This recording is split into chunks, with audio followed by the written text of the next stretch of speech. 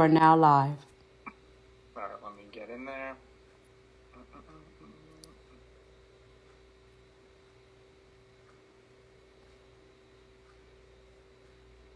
Joe, you got your phone there? Is Felicia's live coming up? Uh-huh. 1 second. Yes, she is live. All right, I'm going to send the request here to join. Okay. So I sent the request, so something either should pop up or on the bottom, one of those buttons should say the requesters. Request, and it says Blood Maddie, YKR podcast. Yay, we did it. Here we go. If I turn my camera sideways, are people looking at me sideways? Yes, you're sideways on Instagram.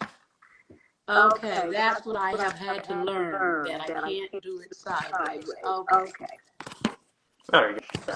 I'm learning.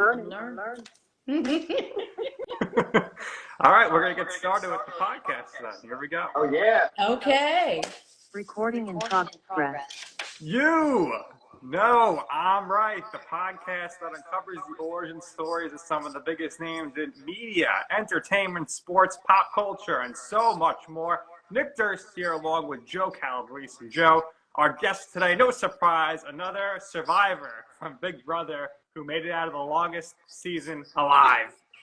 I think we're becoming the new go-to podcast for former Big Brother contestants. Okay. So a lot of people on from this season, making a lot of friends. But we welcome Felicia. You know I'm right, Felicia. This is the first time we've done anything like this. We're going live right now on Instagram. But how are you doing today? I'm doing good. Looking forward to the new year, getting ready to come in and all that 2024 is going to bring, and just, still kind of winding down from coming out of those 96 days in the house. Yeah, that was a grueling stretch. How are your holidays been so far? They've been wonderful. When I first got home, a couple weeks later, a lot of my family came for Thanksgiving. And then since then, it's just really kind of been hyped all the way through. We had more of a quiet Christmas, about 10 people over, 10 to a dozen people, which for us is quiet. And just done a little bit of moving around with my husband and my son. Tomorrow we're going to the Chick-fil-A Bowl, and so that should be fun. We like football, so we've gone to a couple basketball games. So just enjoying the holiday season. This is my favorite time of the year. It brings out the best in people. Absolutely love that. We hope you have a great time. The Pop-Tart Bowl was a lot of fun. That just passed. So hopefully the Chick-fil-A Bowl is just as good with as much entertainment and laughs. So what we want to do here is we want to talk about younger Felicia first. We want to talk about how you grew up, your time in the Air Force, your time in civil service, and get a real background about you. Okay, so how do I start?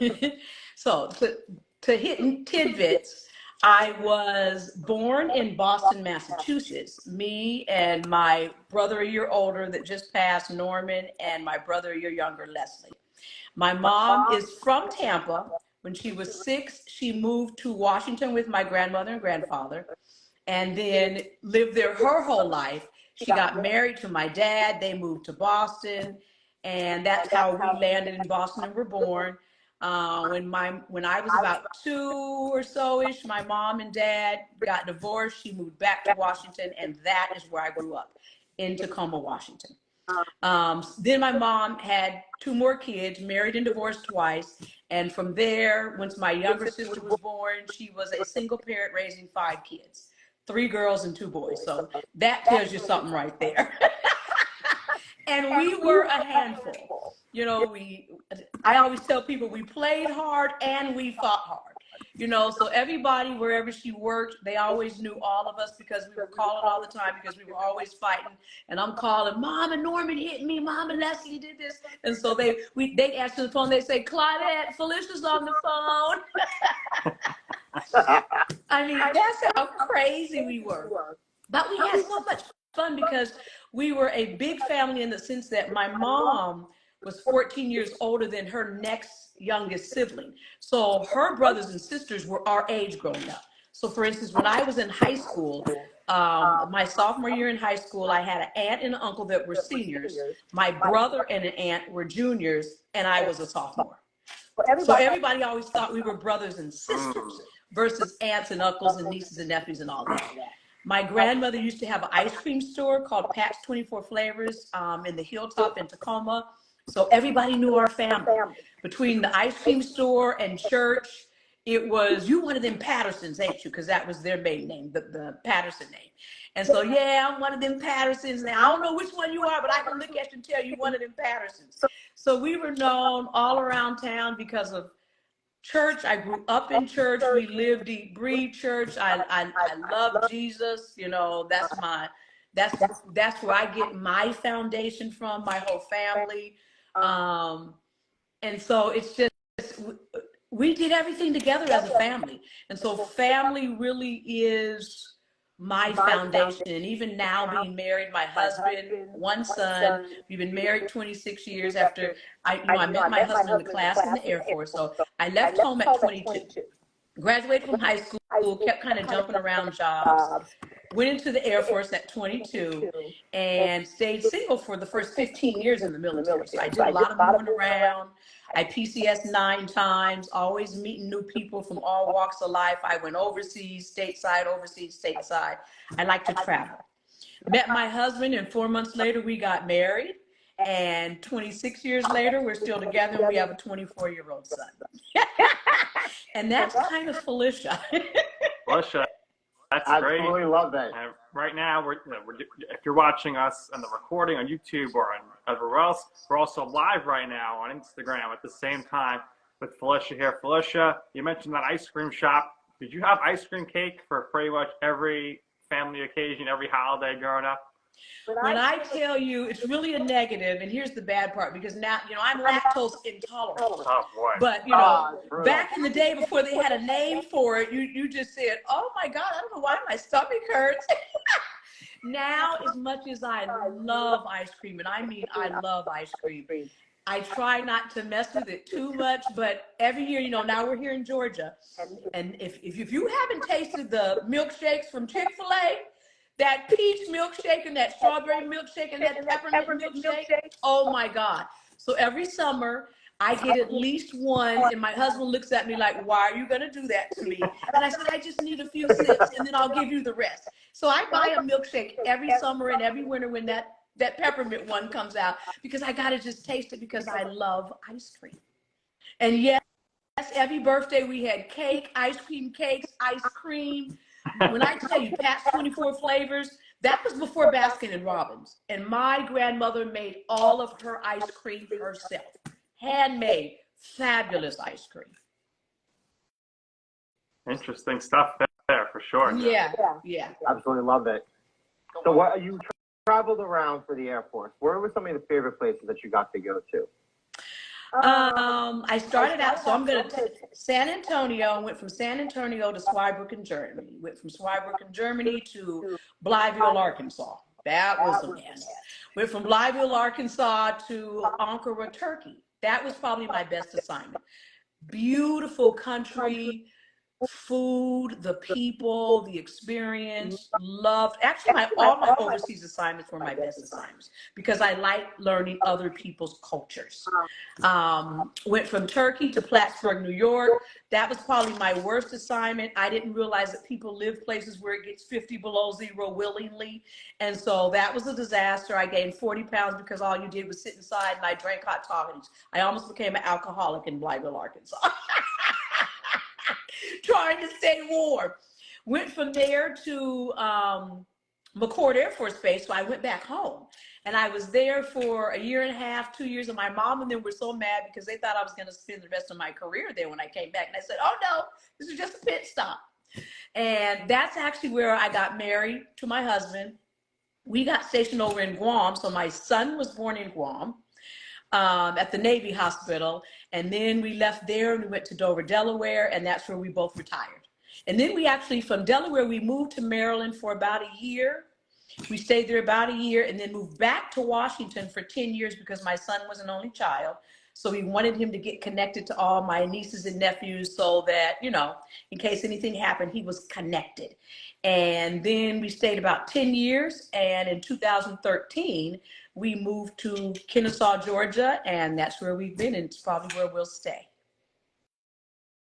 A lot of moving around, but I like experiencing life in different places because, believe it or not, everywhere you move, the culture changes a little bit, the people change a little bit, the norms change a little bit, and so you learn and you grow just by being in new environments. I think everybody should leave home at least once in their lifetime. Interesting. So you settled for now. Maybe you'll move again, but never know. How was it transitioning into real estate? Oh, real estate is a beast, in particular, like now, the market, everybody's scared to buy. I got a call this morning. I'm so excited though. I'm only going to tell you his first name, Ronald. He called me and he said, first off, let me just say, I loved you on Big Brother Mama Felicia. So that made my day. That made my day. He's moving to Atlanta, and so I'm getting ready to work with him on buying a house. So I'm excited about that. It's a challenge, but here's what I'll say. Me and my husband aren't doing real estate because we're chasing the money and chasing people. We've kind of let it come to us. So we have not done a whole lot of work, only because we want it to just be a natural integration, migration, and we just feel like referrals, word of mouth, we're gonna help people that want our help. We've retired twice, and we didn't want to sit at home on the couch and do nothing. I just said, I can't get old. That's what makes people old. And so I said, we have to have something that still keeps us out there, keeps us engaged. It keeps us with our computer skills, you know, up to par. And so we take it one day at a time. I'm working with my next door neighbor. I'm working with somebody that I used to work with in one of my old jobs, you know, sold her a house. And so everybody that I've come in contact with, it's through some type of connection, and that's what I like. But I really want to gravitate to first-time home buyers and veterans. That's where my heart is. First-time home buyers and veterans. And first-time home buyers, because I really believe too many people, particularly young people, my son, they're spending way too much money on rent, paying somebody else's mortgage. It's like, get your own house. Absolutely. Yeah. So if you guys don't have houses, go get one. I have one. Jody got a house. I rent. He's in a house. Thank you. Obviously, you know, to get people to come to the house, look at it, it's all about the listing. You got to put these buzzwords in, conveniently located to this, or the web bar. Give me what your listing would be if you were selling the Big Brother house. What would you write as the buzzwords, the catchy words? Expect the unexpected. Did they pay you to say that or what? No, I mean, I'm telling you, I would say if you're looking for a fun house that's got a lot of different, what do I want to say? Personalities. You know, every room gives you a different feel. For instance, when I walked in the house and I went into the scary room, I turned around and walked back out and said, there's no way I'd sleep in that room. I went into the comic room and I walked out and I said, it's too busy. I'll never be able to fall asleep. And I ended up in the scramble room, although that was a mistake because I didn't pay attention to the fact that it didn't have a door. But it was the prettiest room, and it was bright and it was airy. But I would tell people, just if you want to get a little bit of everything all in one house, go to the Big Brother house and expect the unexpected. So, Alicia, obviously you were a fan before going in. So for you, what was that motivation, that spark that you decided, let me audition for this? What was that process like for you to go through everything before ultimately finding out you're going to be on the show? Well, like I said, I've watched the show since 2099, whenever it started. Me and my husband have literally watched every season. And I always thought it was interesting how people just, some of the mistakes they would make in the relationships, you know, you're yelling and screaming at the TV. I'll be honest, we never watched the live feeds. Even though we had kind of heard about it, we always just watched the show. Well, after being in the house and coming home and realizing my husband watched the live feeds and he had saved a lot of it for me to see, and I was like, oh, Lord, you don't really know how much really goes on behind the scenes. I wonder what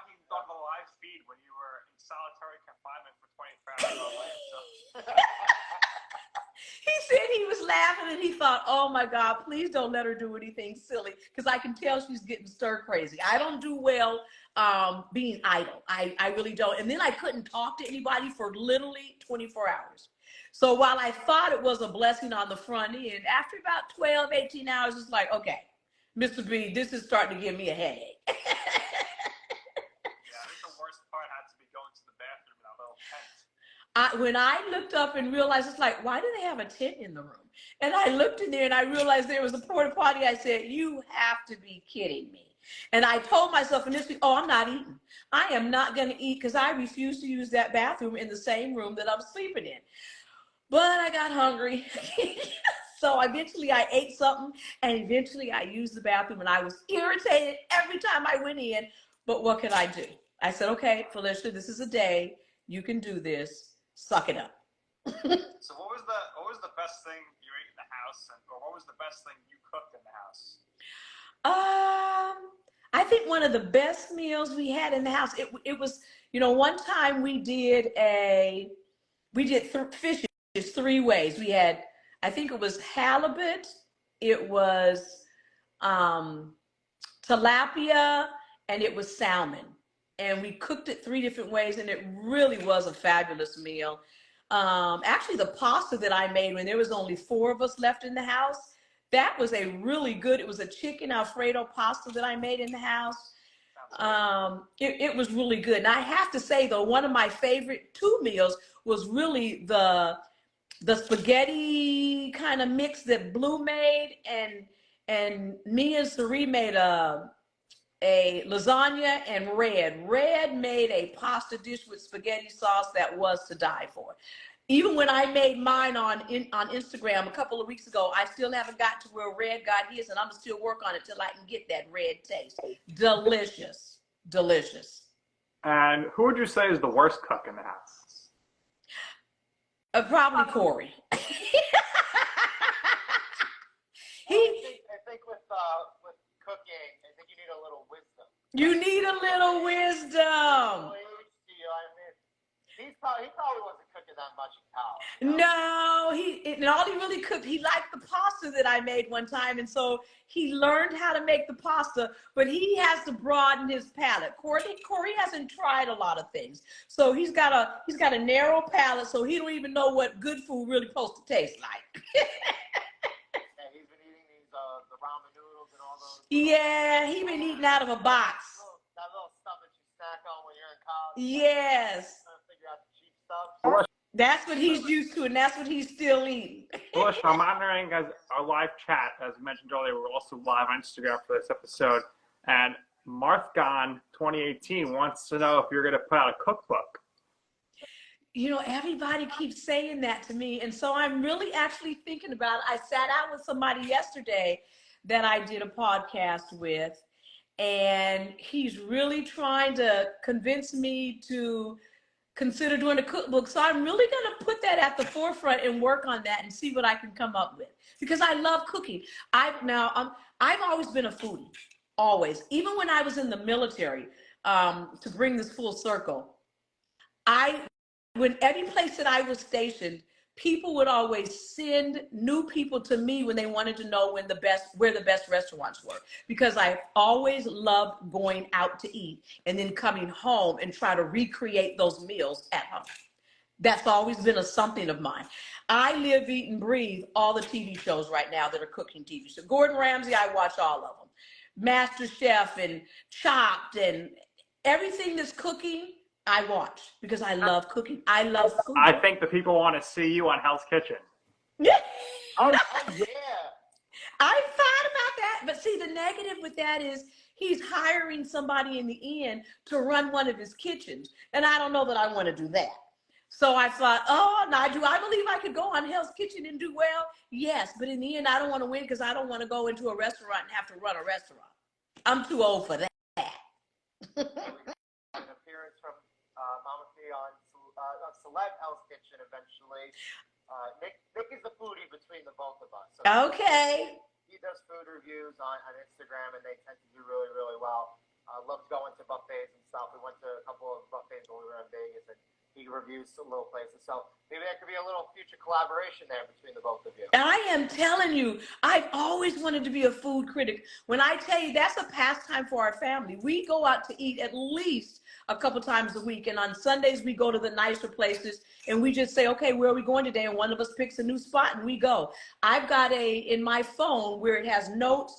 I literally have probably 500 restaurants in there. All cities all around the United States and in other places, so that when I go in, I already know where I'm going to eat. If you ever come to the Big Apple, me and Joe will hook you up with the best spots. Oh, absolutely. In fact, I may be coming this summer. There you go. I was going to mention this before. You mentioning like spaghetti in the Big Brother house. I mean, my dad is from Little Italy. So I know the best areas to get really good Italian food, like really good. Felicia, I don't know if you already know this, but Joe, when he was a little younger, he was making sausage and peppers with Tony Danza. Are you serious? I'll show you. We'll send you the picture after we're done recording this live. But one of the years, there's this feast in New York. It's called the San Gennaro Feast. It runs every September, right at the end of the summer. It goes down the street and everything. It's very, very big. A lot of people, even if you're not from New York City, know what it is. So my father grew up in that area, and he knows a lot of people. He knows a lot of some of the famous people who were in and around that area as well. So Tony is a friend of his. Now, they drifted apart through the years because Tony's obviously doing his own thing. But it's like they were a little closer when they were younger. One year he came to, used to be Aleva on the corner of Grand Street and Mulberry Street. So Mulberry Street's the big one where the feast is on. And one year I was working there. I worked along 10 days of the feast.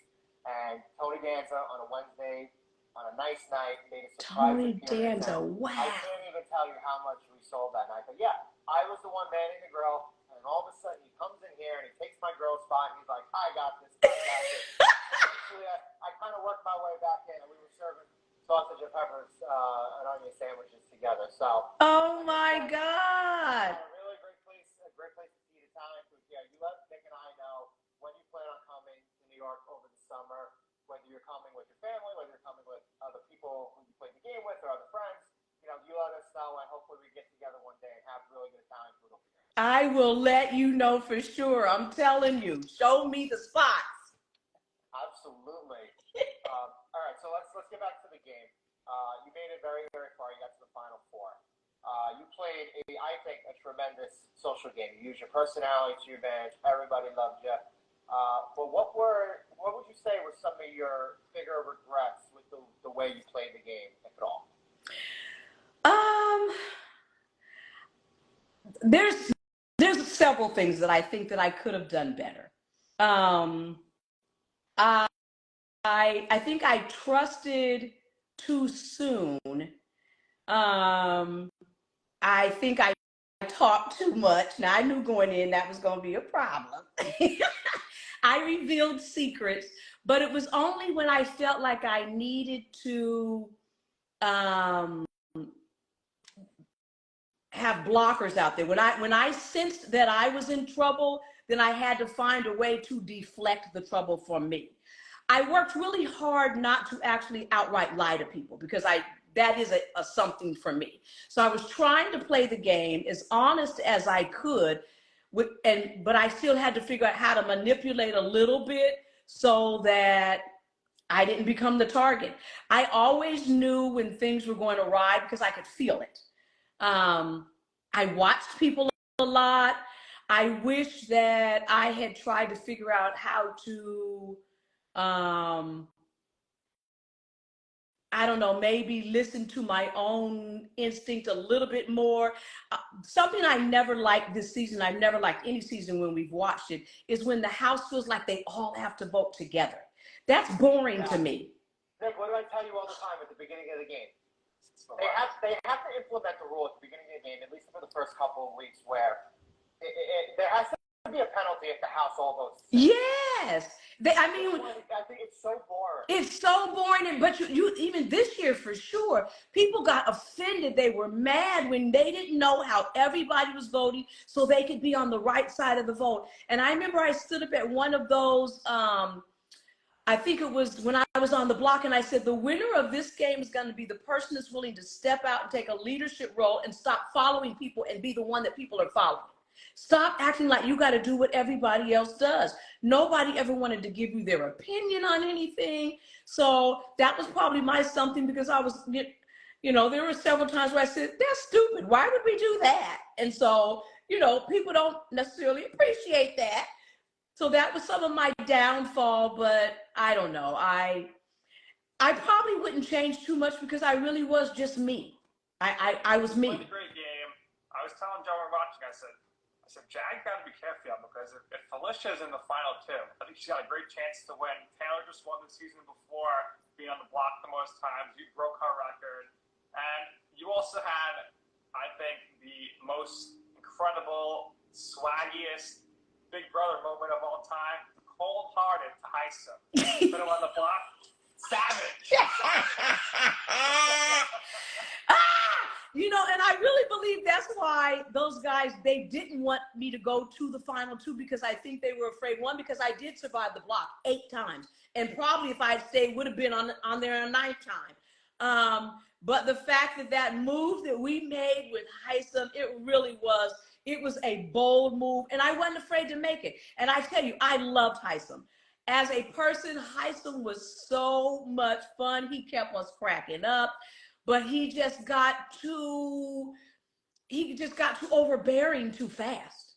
And when he tried to push me and push me and push me to put Matt out in the very beginning, and I didn't want to do that, that bothered me. It's like, Heisem, go over there.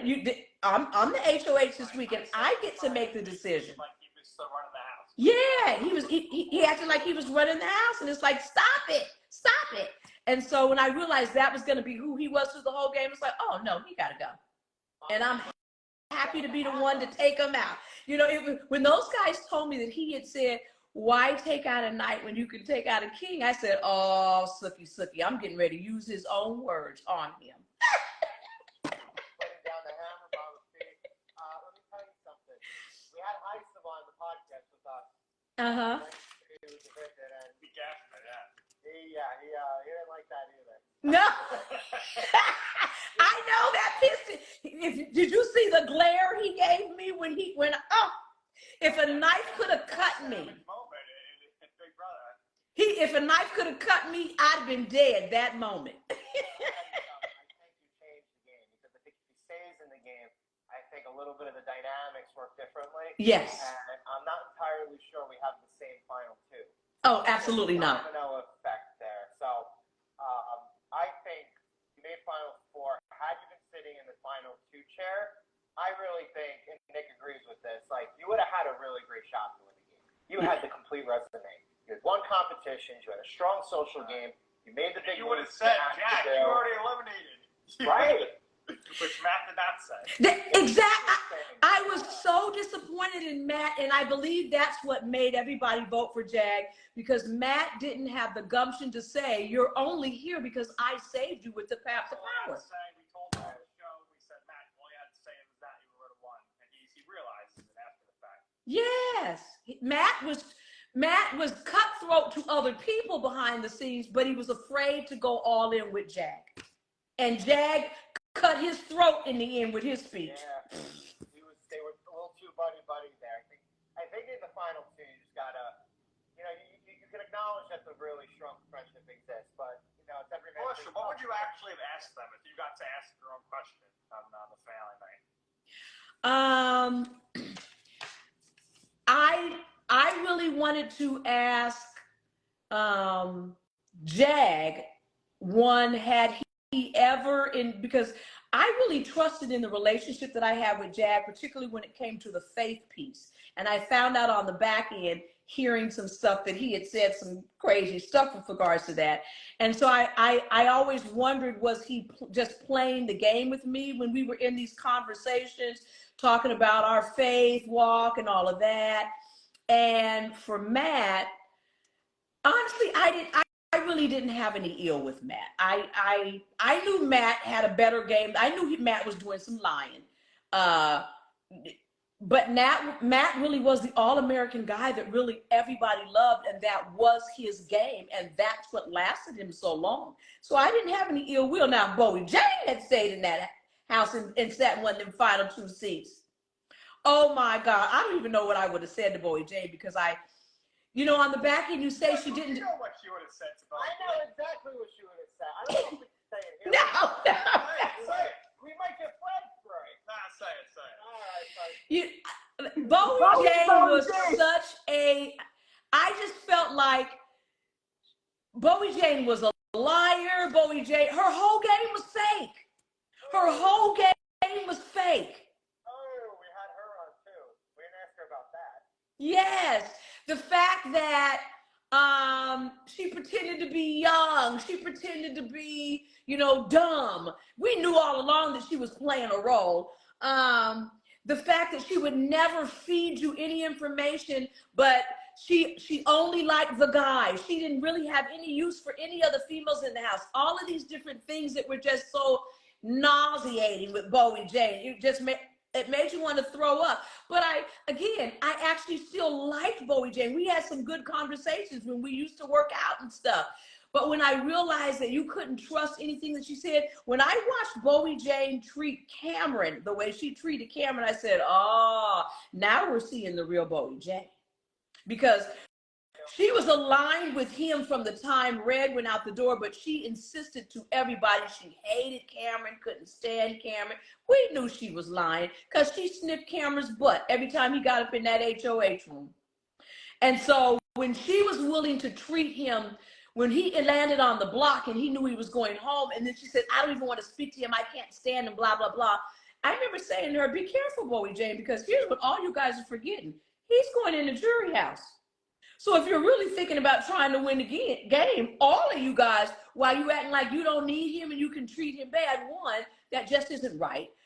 He wasn't one of my besties, but still he's a person. He deserves to be treated with a little bit of respect. I said, and then he's going in the jury house, so no matter who lands in them chairs, somebody got to get his vote. So all you guys are tripping if you think you don't need him, because you let him get here long enough to sit in that jury house. Realize the whole fucking Bowie Jane line was gonna go viral and be as popular as it was? I had no idea. When on finale night, Izzy is the one that said, oh my God, Phyllis, she said, you have a song out there. And I said, a song? She said, they have a whole song out there. She said it went viral. She said, oh my God. I said, a song about what? She said, fucking Bowie Jane. I said, fuck. She said, you said it, and they created a song around it, and you have blown Twitter up. And then she pulls it up, and I'm sitting there like, oh my God.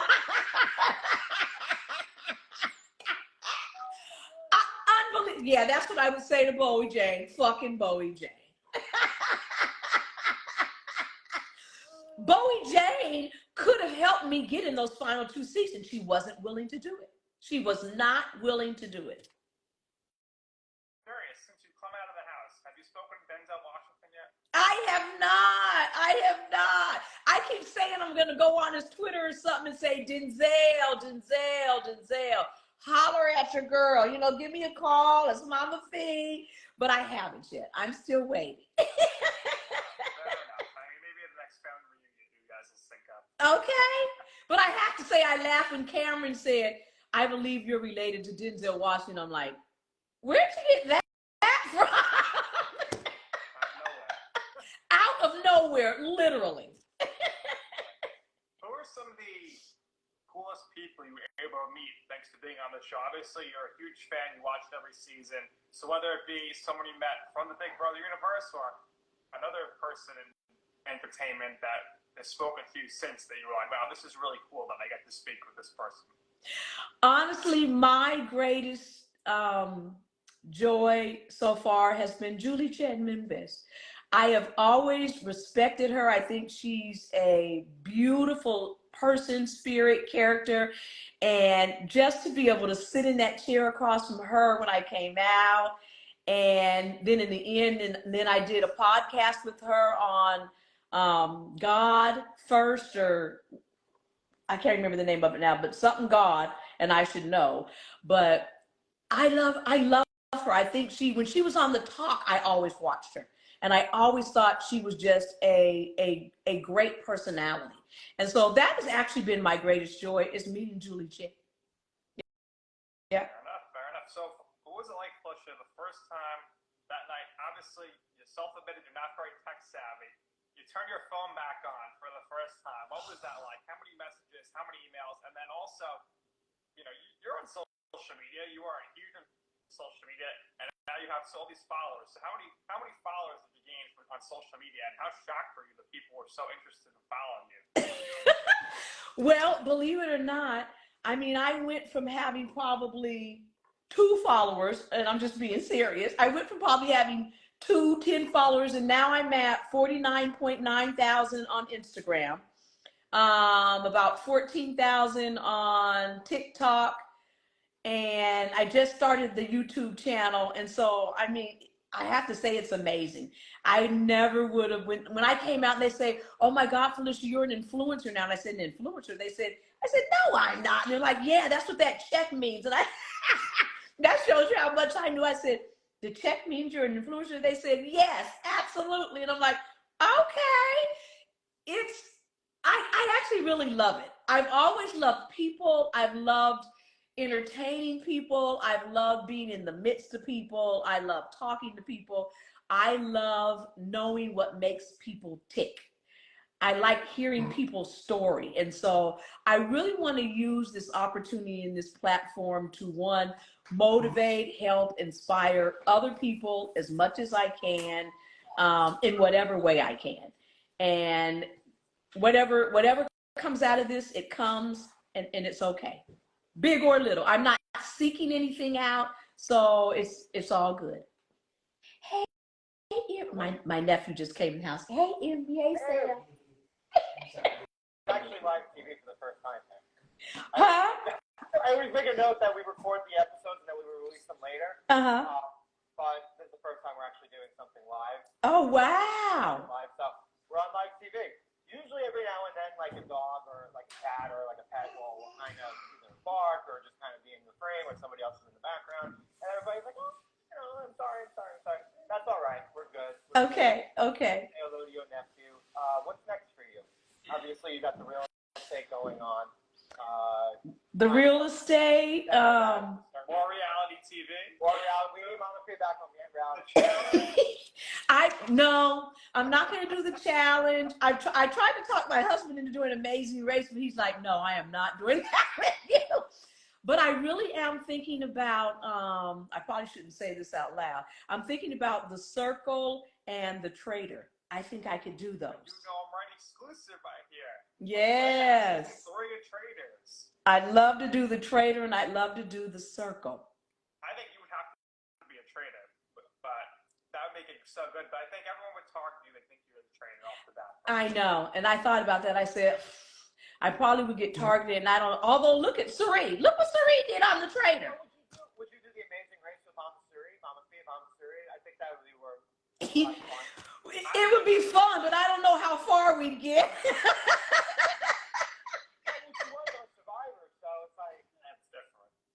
Yeah, it is. Those competitions.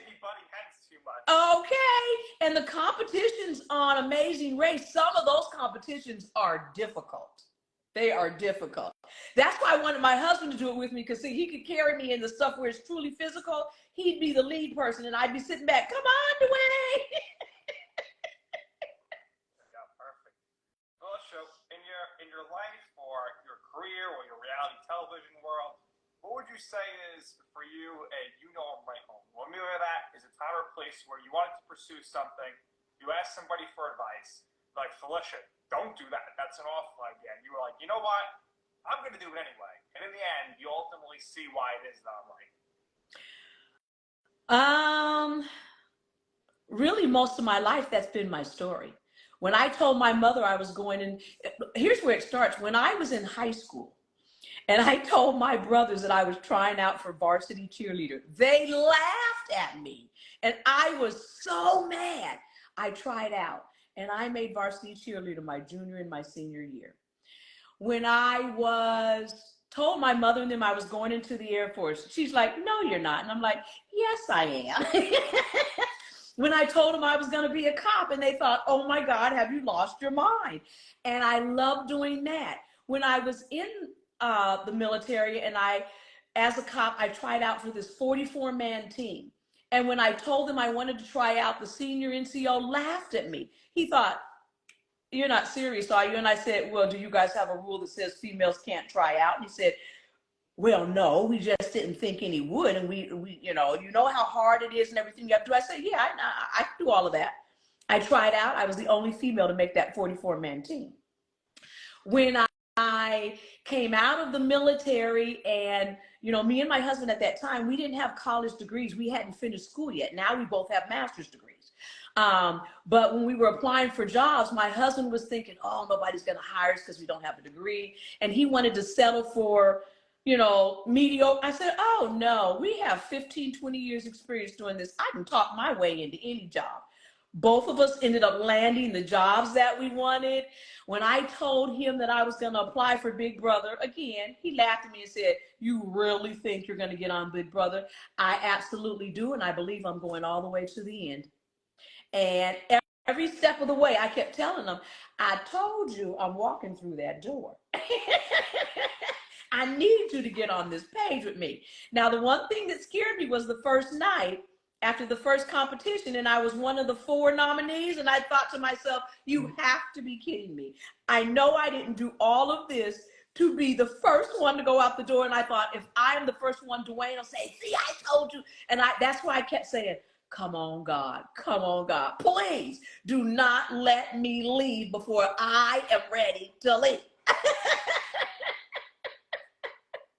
Well, the I'm right moment is basically the I gotcha or I told you so moment. Yes. So it seems like your whole life you've been telling people, yeah, I told you so, and you're probably going to do that well into the future because that's just who you are. It is who I am. I don't ever let anybody tell me what I can't do, because I believe anything you put your mind to and then you're willing to do the work, oh, you can accomplish it. I believe that. Well said. Well said. Felicia, we really appreciated this. And again, this is the first time that Nick and I have done something like this where usually, again, we record and then we release. This time around, get a little bit of a live thing going. So hopefully this is the start of a trend. Yes. As we head into the new year, as we head into 2024, we wish you and your family the best heading into 2024. You were tremendous on Big Brother. You were super entertaining. I've been a super fan for a really long time when the show started too. So all the super fans loved you. You did them. You really captured what it really was like to be a super fan. I think the energy got across, and we really appreciated your time here. What we do here is we always give our guests the last words. And now that you have a social media presence, and you are an influencer. You are an influencer. I don't know if it's fully registered yet, but you're an influencer. But what we do here is we always give our guests the last words. So on top of your social media stuff, if there's anything else you would personally like to share or promote, or if there's any type of last words you want to give on top of everything, by all means, go ahead. Once again, we wish you the best, you and your family moving forward. We wish you the best in 2024 and beyond. And hopefully we see you again on a reality TV show someday. Thank you. First, I want to just tell both of you, Joseph and Nick, thank you I look at any opportunity that I get as a privilege, because nobody has to want to talk to me. And so I still take everything as an opportunity, and I thank you with all my heart. When I come to New York, I am going to look you guys up, even if you just show me some places to go, because I know you know where the eateries are now. I'm on like popcorn.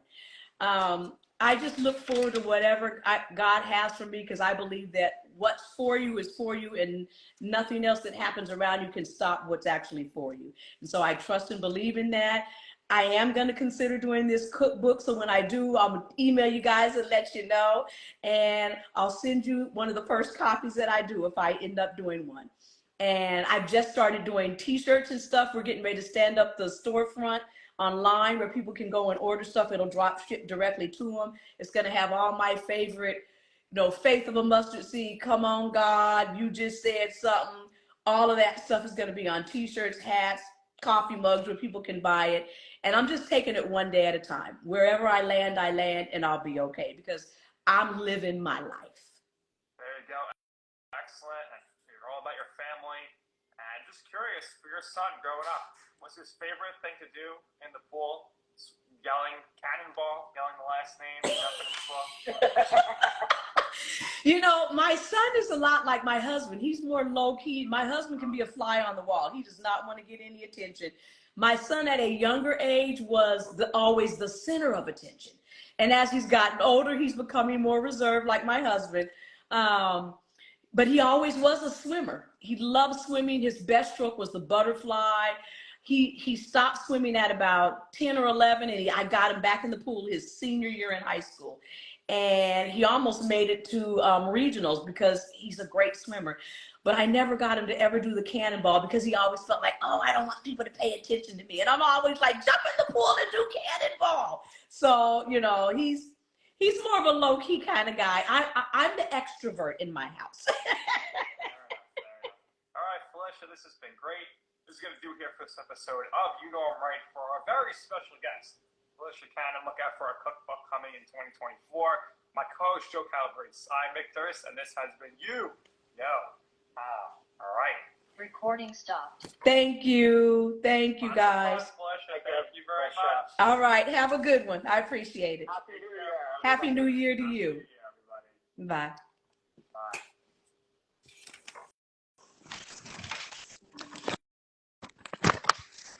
Okay, I see people out there. Thank you guys for watching. I'm waving. I'm getting ready to hang up my live now. I hope you enjoyed it. More to come. I'll let you know when the cookbook is issued, and I'll let you know when our storefront page is live where you can go order paraphernalia. All right. Smooches, Happy New Year. Out.